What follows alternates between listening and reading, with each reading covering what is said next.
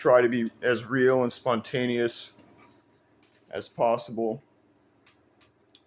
with this video, sharing the thoughts that need to be shared, unscripted, as evidenced by the ridiculous state of my look right now. So I've made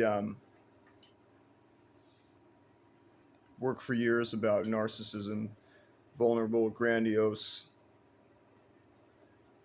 all flavors of narcissism, and the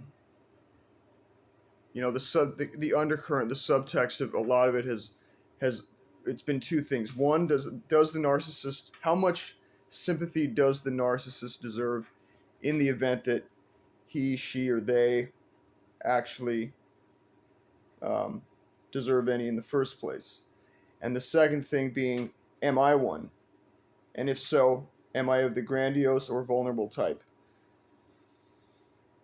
And judging by the harshness, when I broach the vulnerable type in some of the work, it makes me think that oftentimes I've got one finger pointed at them and three fingers pointed back at myself. But I just want to share a thought in regards to a very recent and current event going on in my life. We'll get to the current events in the world in a minute because I've got some views on those as well. But which you need to hear, yes, because my opinions are very important. And that was 60% sarcasm. But okay, so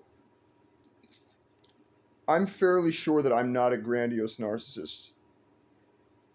And the reason is because I've known a few people in my life who have this dialogue, this internal and external dialogue that says, yeah, everybody knows I'm a handful, but you gotta love me. I'm not gonna change. You gotta love me. You gotta love the fact that I will talk for 18 minutes straight after you've just told me that you have terminal cancer, that you have a terminal diagnosis of some sort. I will just, let loose and be totally unable to, let you talk. I'm just gonna run my mouth incessantly and then hang up on you, forgetting to ask how you're doing. But you gotta love me. I'm not gonna change. I've never done or said anything close to that. On the contrary, I have changed almost too much for people, for certain people in my life who will remain nameless, partially because I don't want to get into it and partially because I don't want to admit my codependent, people-pleasing tendencies.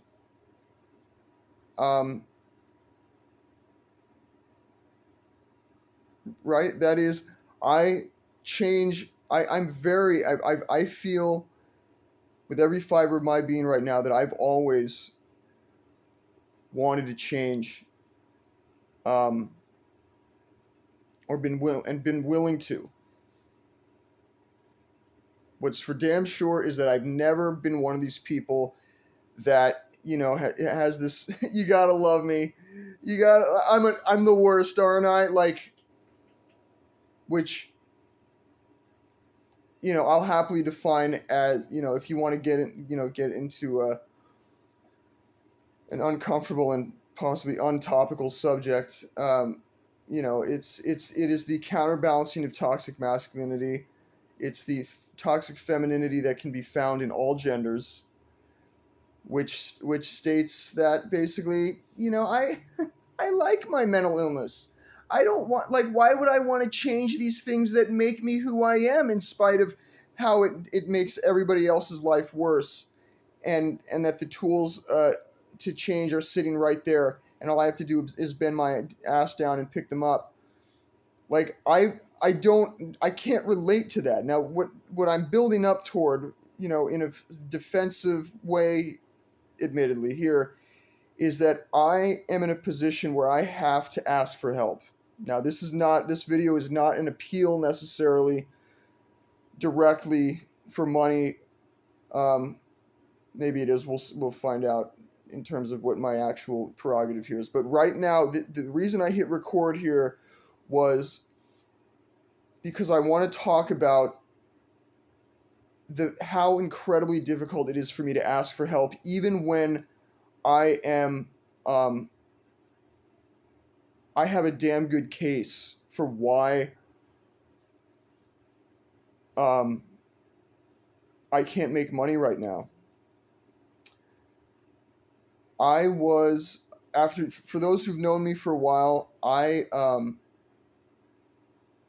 have been battling with doctors and combative opinions as to whether or not I have some sort of blood sugar disorder or pre-diabetic issue. I mean, this is for almost 20 years. I've been,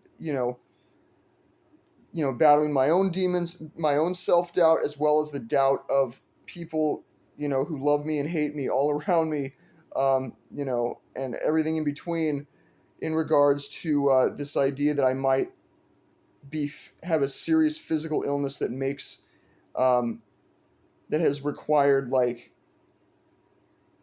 dietary, sleep, and exercise restrictions that make vegans look like reasonable people to cook for. Um, no offense to vegans.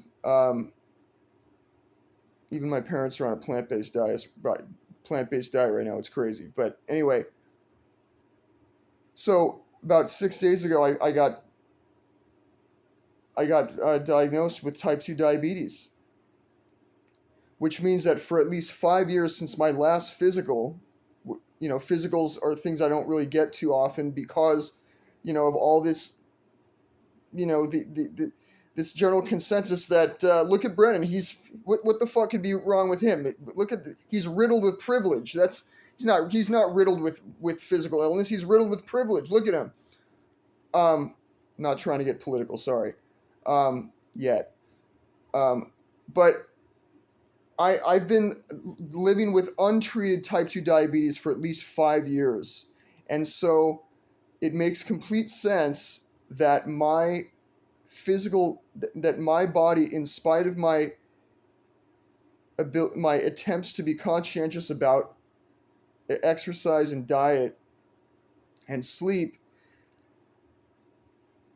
my body is so frail that I have to warm up for power walking. I have to stroll slowly for 5 fucking minutes just to warm up so that I can walk faster.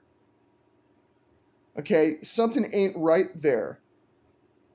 I think we could agree with that. And by the way, that's a detail about my life that I've kept to myself for years because I didn't want to look weak, and I myself didn't want to believe that that physically I'm just not well and have not been for a very long time.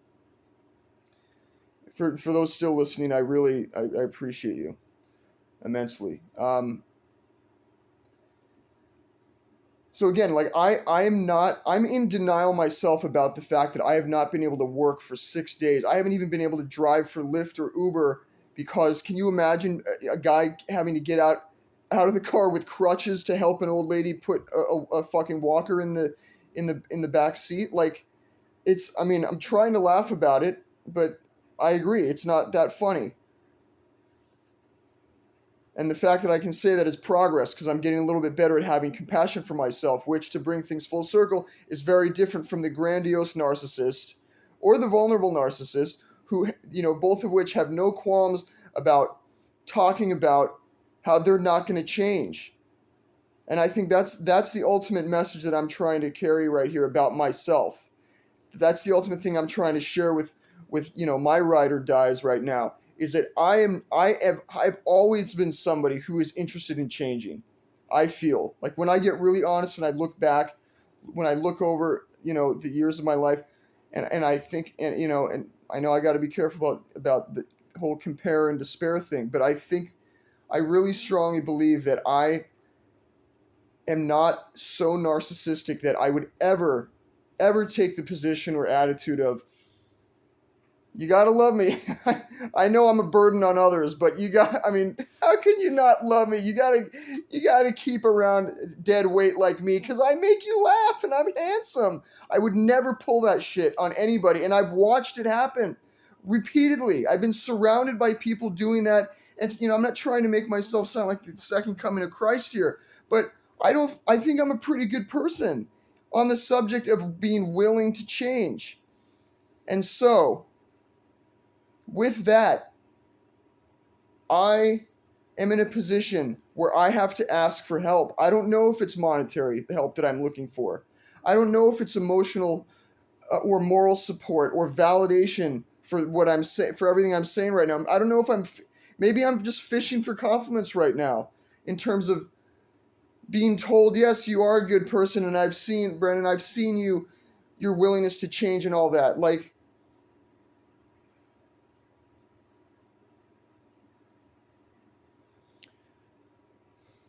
if you're still listening, I appreciate you. It's been a long time coming for me to use technology and social media and whatnot for rigorous honesty, as they say in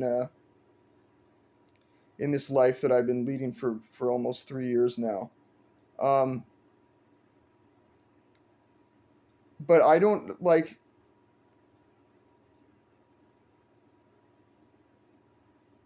know how to ask for help. I don't know how to humble myself and say because my predisposition is that the reason that I haven't been working is because I'm a lazy piece of shit.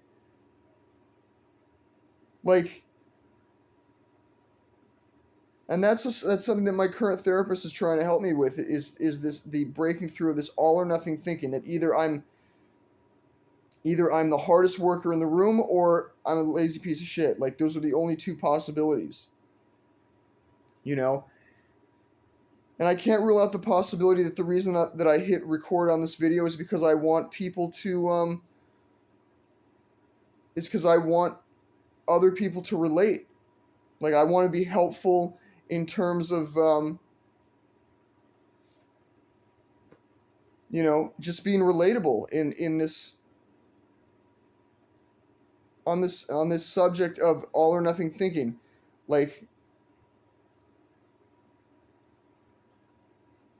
Anyway,